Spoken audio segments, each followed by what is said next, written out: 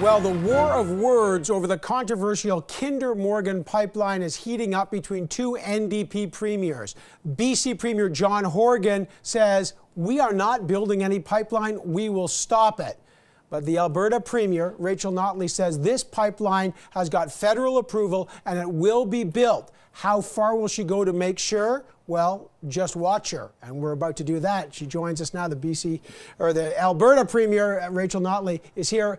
Well, how far will you go to make sure this pipeline is built? Well, you know, this was a fight, frankly, that was started by BC, but definitely now the gloves are off. And so we're going to do everything that we can to make the point to the BC government that you cannot take direct aim at Alberta jobs, at the Alberta economy, and quite frankly, the Canadian economy without there being consequences. So we'll be moving forward on those things as we go forward. As you know, we announced yesterday that we are suspending any talks about growing electricity trade in southern Alberta between the two provinces. That ultimately is something that could cost BC up to $500 million per year.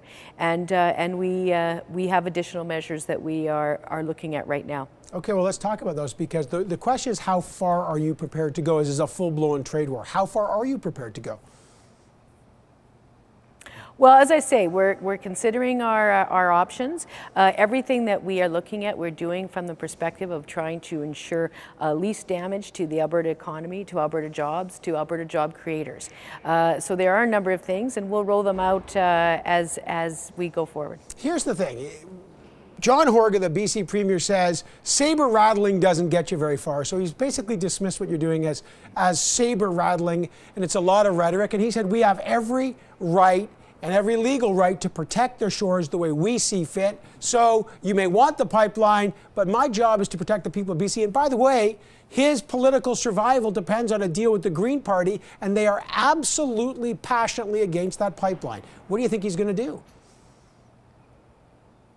Well, here's the thing. As I've said before, the federal government has approved the project. What I think at the end of the day that John Horgan is going to have to do is he's going to have to remember that he was elected to serve all British Columbians, not just 2 or 3 Green Party members, and that in fact he also has an obligation to follow the law.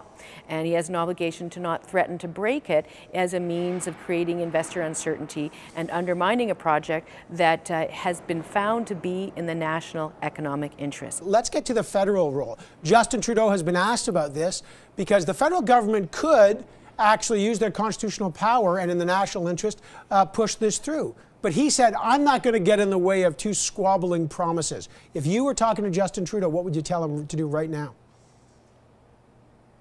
Well, in fact, I did speak with the Prime Minister yesterday, and I specifically took issue with him about that characterization. I said this is not a debate between BC and Alberta. This is a debate between BC and Canada. It is a debate where BC has taken direct aim and put a shot across the bow, saying that they don't care about the Constitution. They don't care about the national interest. They don't care about the federal government's authority. So with the greatest of respect, even though right now it may be Alberta that is standing up for the national economy and Alberta that is standing up for jobs, the fact of the matter is that this actually has implications across the country, and it is up to the Prime Minister to also step in. But are you saying, but are you telling him he's not actually putting his shoulder into it? He said, oh, we're going to build this pipeline, but do you think his rhetoric has not matched his action? Well, you know, I think that it's getting a bit better, but the reality is that the federal government has an obligation to put the full weight of their authority behind the decision that they took, because they did a lot of work and spent a lot of time balancing all the issues, listening to the environmental concerns, investing in a number of different fronts in BC to address their concerns, because this is a project that's in the national interest and because it has economic implications across the country. And it's about jobs, it's about people, it's about security, and so that is his job. Okay, Premier, last question. We are hearing things like Alberta restaurants will not stock BC wine. I mean, is this where it's going? Are we going to get things like that? BC products will not be bought in Alberta, this level of trade war at that level? Well, what I can tell you is that Albertans are almost entirely united on this issue, and they are passionate about it, and they are frustrated.